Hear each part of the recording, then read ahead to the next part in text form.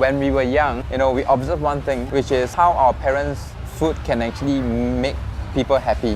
When we look at them digging into that delicious bowl of curry, after a long day of work, the smile on their face is something that we feel that is very comforting. That is why we decide to continue with this business.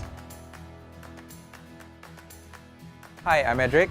I'm Edwin. And we are brothers. We are the second generation of Xiang signatures. 9 years ago, we took over this business because we want to keep our parents' heritage and bring this brand forward.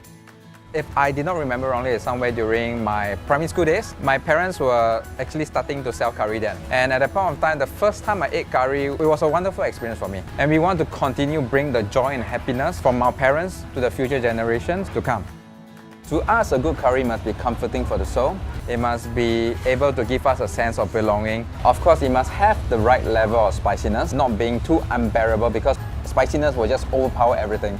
Our curry chili paste is made in-house. It's made out of 21 ingredients including herbs and spices. It takes 9 hours to actually cook from scratch to the end product.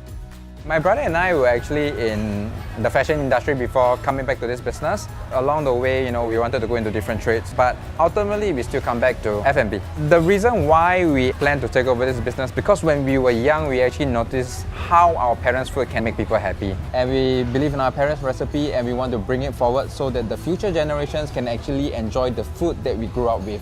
When we were young, we were actually helping out with our parents' business. We started off from taking orders, cutting vegetables, helping them, along the way moving up to cooking. So that's how we actually started to learn how to cook. The best dish in Xiang to me is the chicken biscuit curry rice. Because of the cream cracker that we actually batter with it, and then with the crispiness after frying it, plus the gravy, just something called shiok lah. It's like a perfect combination. For the younger crowds, we actually have the sambal fried chicken, the not so spicy version of the sambal, and then we added a new add-on like the cheese topping. So our next dish is our emperor cream sauce, which a lot of people technically mistaken it for salted egg, which is not. It's made out of butter and milk. And I believe that why most people mistaken it for salted egg is because it has a similar taste. Our fish head curry asam is actually our next popular item. The reason why we want to focus on this dish is because it's a communal food. It's something that everyone can share and enjoy. There's a bit of sour touch to it, not too overwhelming again, so that more people can actually enjoy this fish head curry asam. The first few years of this business is actually very difficult. I would say the first 3 years, in fact, is one of the most difficult period that we had because we were new, we were just starting. Despite curry chicken being popular during my parents' time, but we were still new in the scene. It takes a lot of time to build the reputation and build the confidence in our customer.